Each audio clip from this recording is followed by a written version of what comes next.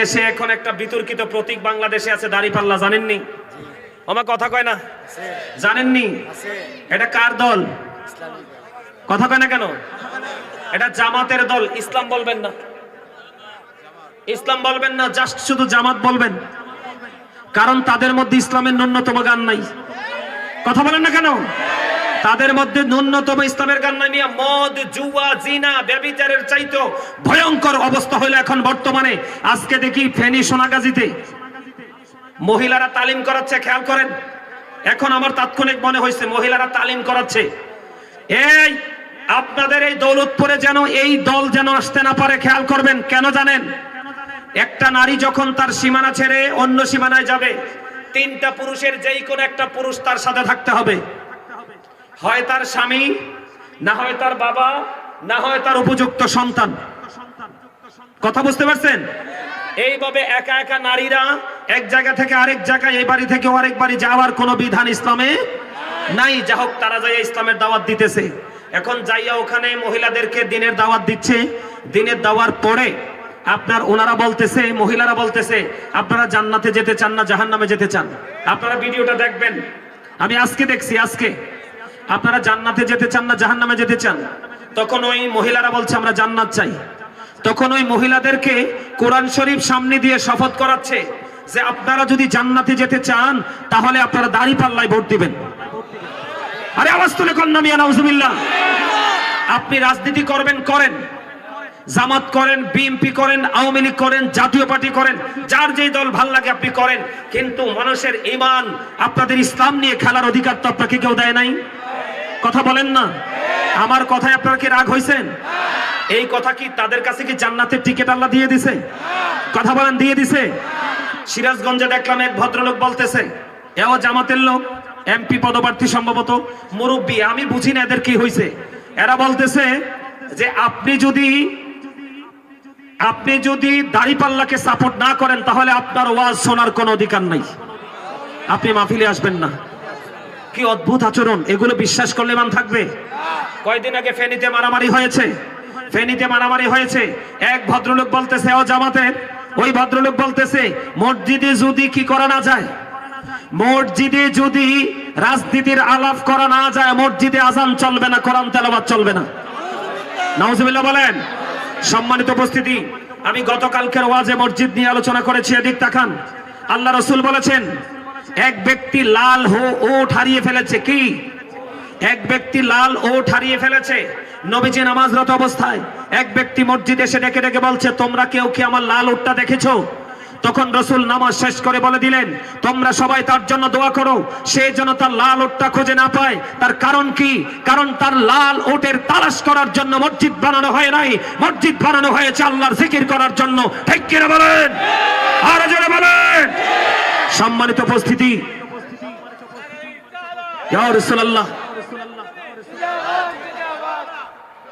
আমার এখানে আপনারা জামাতের ভাইরা থাকতে পারেন, আমি আপনাদেরকে হাত জোর করে বিনীতভাবে বলছি, আপনি রাজনীতি করবেন, আপনি রাজনীতির ধারায় থেকে রাজনীতি করেন। ঠিক কিনা বলেন?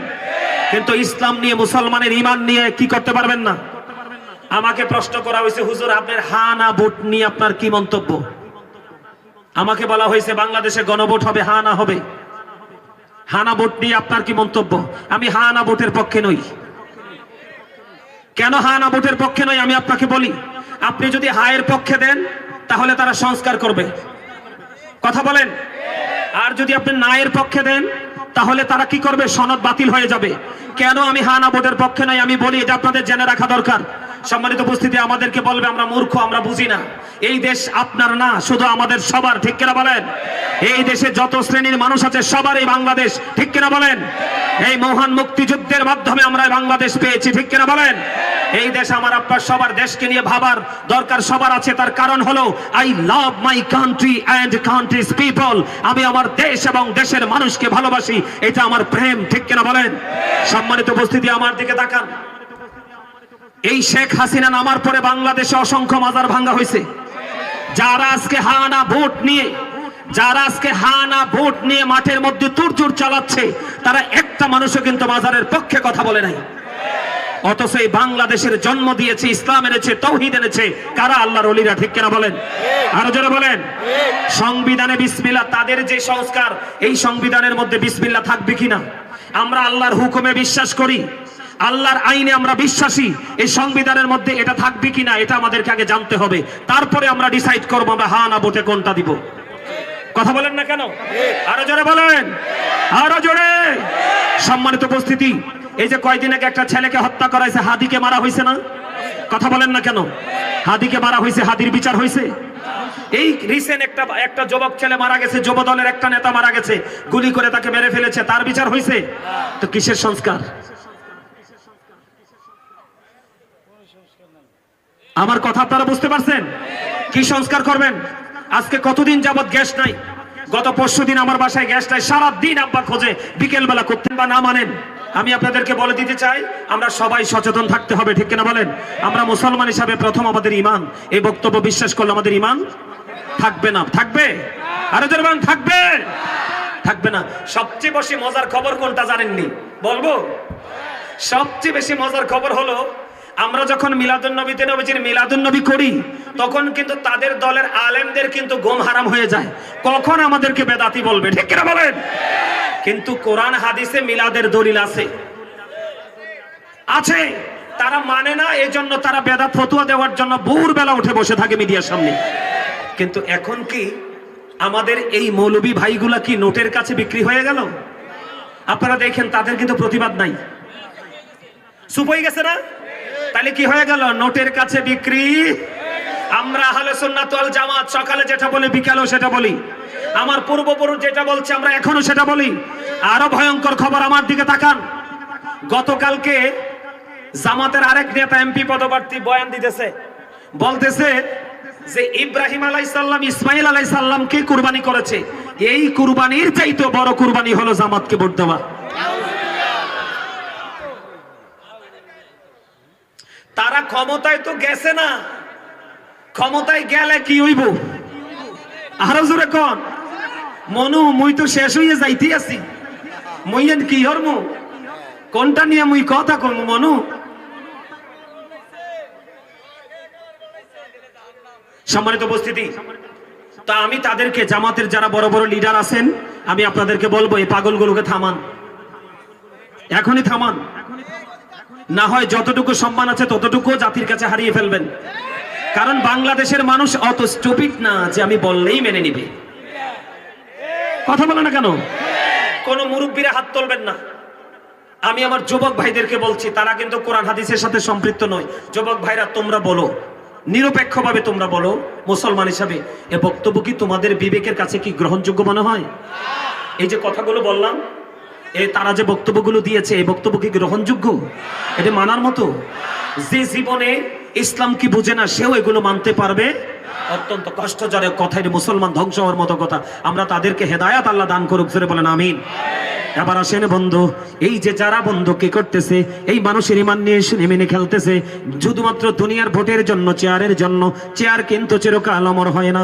আমরা দুনিয়ার লোভে পড়ে, দুনিয়ার প্রেমে পড়ে বন্ধু আমরা এত অন্যায় অপরাধ করতেছে, আমাদের জন্য ভয়ঙ্কর আযাব।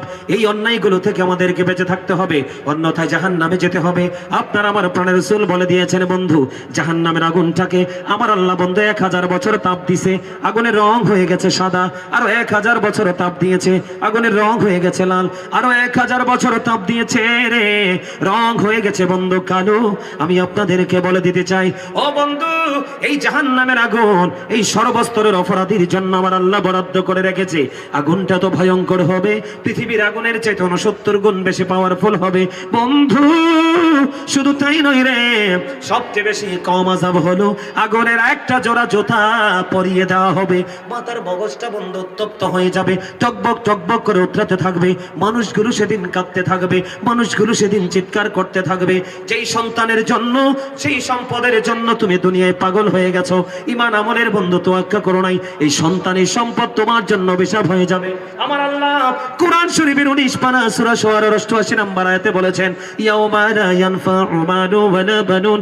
আমার আল্লাহ বলেছেন, ধন সম্পদ সন্তান সন্ততি কোনোদিন কোনো কাজে লাগবে না। বন্ধু, আমি তোমাদেরকে বলে বলে দেই রে, দুনিয়ার জন্য তুমি ধর্মে আঘাত করো না, দুনিয়ার জন্য তুমি ইসলামে আঘাত করো না, আল্লাহর বিধানের উপেক্ষা তুমি করো না। তোমাদেরকে সচেতন হতে হবে। এই কারণে বন্ধু, কাল হাসরের দিন তুমি কাউকে দোষ দিতে পারবে না। আমার আল্লাহ বলেছেন সূরা ইউনূসের 44 নম্বর আয়াতে, ইন্নাল্লাহা লা ইয়াজলিমুন নাসা শাইয়্যা ওয়ালাকিন্নান নাসা আনফুসাহুম ইয়াজলিমুন। আমার আল্লাহ বলেছেন বান্দার উপর আল্লাহ জুলুম করে না, বান্দা নিজে নিজের উপর জুলুম করে। আল্লাহ বলেছেন আল্লাহু লা ইউহিব্বুজ জালিমিন। যুবক তোমরা খেয়াল করো, কখনো কোন মানুষের 500 টাকার জন্য, 1000 টাকার জন্য, একটা প্যাকেট বিরিয়ানির জন্য অন্য সব কুরবানি করলেও তুমি মুসলমান হিসাবে তোমার ঈমানকে তুমি বলি দিও না। আরে যুবক, দুনিয়াতে এসেছো তুমি একলা, যাবেও তুমি একলা, কবরে হিসাবও তুমি দেবে একলা। আমার আল্লাহ বলেছেন আল্লাহু লা ইউহিব্বুজ জালিমিন। আল্লাহ বলেছেন জালেম অত্যাচারীকে আল্লাহ পছন্দ করে না। সবচেয়ে বড় দুঃখজনক কথা হলো বন্ধু, আমার আল্লাহ বলেছেন আমার জালিমিনা মিন আনসার। জালেমরা যখন বিপদে পড়ে যায়, আমার আল্লাহ বলেছেন জালেমদের জন্য আল্লাহ কোনো সাহায্যকারীও রাখে নেই। বন্ধু শুধু তাই নয় রে, তুমি কিন্তু সেদিন বলতে পারবে না যে কেন জানি আমার আল্লাহ আমাকে সাজাটা দিল। বন্ধু আমার আল্লাহ জানিয়ে দিয়েছেন ওয়া ইযাল কুবুরু বু'সিরাত আলিমাত নাফসুম মা কদ্দামাত ওয়া আখারাত। আমার আল্লাহ বলে দিয়েছে কবরটা সেদিন বন্ধু ওপেনিং করা হবে। সেদিন তুমি আমি আমার আপনার জীবনে কে কি করেছি আর কি করিনি প্র্যাকটিক্যালি দেখতে পারবো, জানতে পারবো। বন্ধুরে আমার, এখানেই শুধু ক্ষান্ত নয়, তুমি যখন সেই ভয়ঙ্কর অবস্থা দেখতে পারবে, তুমি কিন্তু চাইলেও বন্ধু দৌড় দিতে পারবে না। আমার আল্লাহ বলেছেন ইন্না বাতুশা রাব্বিকা লাশাদীদ। আল্লাহর ধর, আল্লাহর পাকড়াও বড় শক্ত, বড় কঠিন। বন্ধুরে আমার, আল্লাহ বলেছেন ইন্নাল্লাহু সারিউল হিসাব। Allah is quick to take account. Allah হিসাব গ্রহণে অত্যন্ত তৎপর, ধরবে খুবই শক্তভাবে, হিসাব নিবে বন্ধু চুকিয়ে চুকিয়ে। জোরে জোরে কন্যা একবার আল্লাহু আকবার। বন্ধুরে, ও যুবক বন্ধু, তোমরা মনে রেখেছো কিনা জানি না, আমি তোমাদেরকে বলে দিয়েছিলাম জান্নাতীদের জন্য 4টা নহর। ও বন্ধু, যেটা মন সেটা খাইবা, প্রস্রাব নাই, পাখানা নাই। বন্ধুরে, জাহান্নামে যারা যাবে রে, এতক্ষণ পর্যন্ত যে অপরাধগুলোর কথা তুলে ধরলাম, আরো কত অপরাধ আছে, সব তো একদিনে বলে শেষ করা যায় না। এতগুলো অপরাধ যারা করনা, ও বন্ধু তোমাদেরকে আমি রেড সিগন্যাল দিয়ে যাই, তোমরা শোনো শোনো রে। ও বন্ধু, পাপী লোকগুলোর জন্য জাহান্নামে উত্তপ্ত গরম পানি বরাদ্দ আছে। তুমি চাইতে দেরি বরাদ্দ দিতে দেরি করবে না। মাথার মধ্যে ঢেলে দেওয়া হবে, পেটটার মধ্যে বন্ধু ঢুকবে, আর 2 রানের মধ্যখান দিয়ে গলে গলে লিকুইড হয়ে হয়ে বন্ধু বের হয়ে যাবে। ও বন্ধু, সেই দিন তুমি কাঁদবে, সেই দিন তুমি চিৎকার করবে, সেই দিন তুমি হাহাকার করবে। আল্লাহি আল্লাহর কসম করে বলছি বন্ধু, তুমি আমাকে বকা দিও না, আমি তোমাকে তোমার ভুল ধরিয়ে দিয়েছি। আর যদি তুমি বকা দাও, সেটা তোমার পার্সোনাল ম্যাটার। ওই দিনটা বড় নিষ্ঠুর হবে, বড় নির্মম হবে। ওই নির্মম থেকে বাঁচতে হলে এখনই তোমাকে সঠিক পথে আসতে হবে। তোমার কি হয়ে যাবে, শুধু একটা মাত্র পানি তোমাকে দেওয়া হবে মাথায়, পেটের মধ্যে ঢুকবে, গলে গলে বের হয়ে যাবে। তুমি চিৎকার করবে, সেদিন তুমি কাউকে তোমার সাহায্যকারী হিসাবে পাবে না। এখানেই শুধু ক্ষান্ত নয় রে বন্ধু, এখানেই শুধু ক্ষান্ত নয়, আমার রাসূল আরো জানিয়ে দিয়েছে জাহান্নামীদের জন্য আরো ভয়ঙ্কর খাবার হলো তোমার জন্য বরাদ্দ আছে বন্ধু, তিনাতুল খাবার। ইয়া রাসূলুল্লাহ, ইয়া হাবিবাল্লাহ, নবী নবী গো, এই তিনাতুল খাবারটা কি? আমার রাসূল বললেন আরেকটা জাহান্নামের নিংড়ানো রক্তপুঞ্জ। নাউজুবিল্লাহ বলেন না। আরেকটা জাহান্নামের নিংড়ানো রক্তপুঞ্জ তোমাকে খেতে দেওয়া হবে। জাহান্নামীদের সাজার কোনো শেষ নাই। আরেকটা সাজা আছে বন্ধু, জাক্কুম। এটা এত ভয়ঙ্কর কাঁটাযুক্ত হবে, একটা ফোঁটা জাক্কুম যদি এই মুহূর্তে দৌলতপুরের জমিনে যদি পড়ে, আমার রাসূল বলেছেন কিয়ামত পর্যন্ত এই পৃথিবীর গোটা পৃথিবীর মাটি বিষাক্ত হয়ে যাবে। কিয়ামতে পৃথিবীর কোনো অংশে বিন্দু পরিমাণ শস্য ফলাতে পারবে না, কারণ এটা এত বিষাক্ত, তোমাকে সেদিন খাইতে দেওয়া হবে। শুধু এখানে একান্ত নয় বন্ধু, কবর দেখতে ওসমান রাদিয়াল্লাহু তাআলা আনহু শুধু কাঁদতেন। ওনাকে প্রশ্ন করা হলো আপনি কেন কাঁদেন গো? তিনি বললেন ওই বর্জকি জীবন, তোমার ফিউচারের প্রথম ধাপ হলো কবর। ওই কবরে যে ফাঁস করবে, যে সব জায়গায় পাস করবে, এখানে যে ফেল করবে, তার ফেলের কোনো শেষ নাই। নাউজুবিল্লাহ বলেন না। আমি আপনাদেরকে বলি ভয়ঙ্করতার রূপটা কত নির্মম হবে।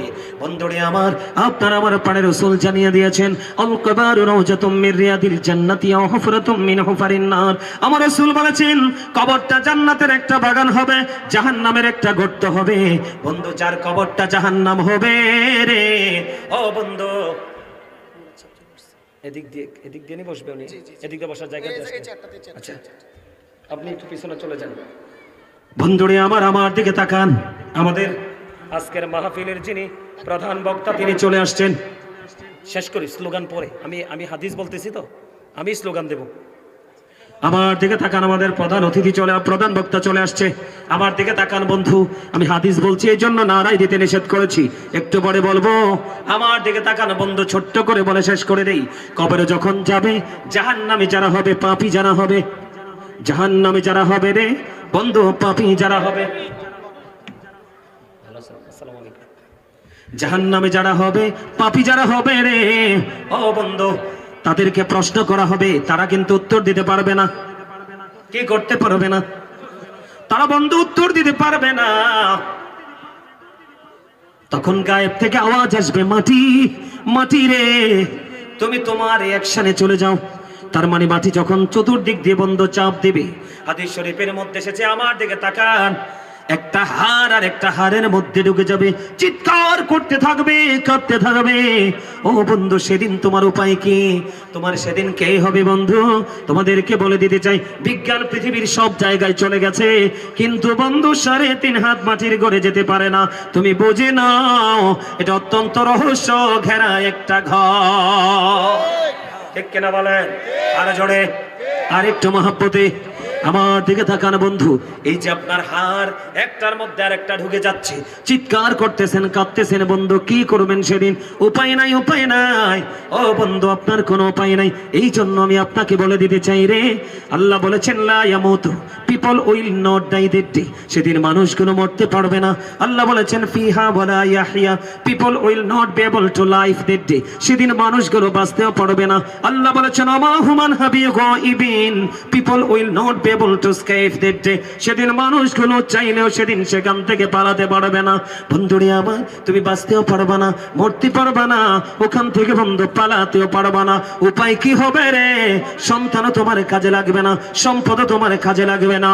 তোমার একটা মাত্র রাস্তা আছে রে, একটা মাত্র রাস্তা আছে। সেই রাস্তা হলো হক্কানি আলেমদের সাথে প্রেমের ডুরি লাগাও। আমার আল্লাহ বলেছেন join with my dear people, come to my paradise ফাদখুলি ফি ইবাদি ওয়াদখুলি জান্নাতি।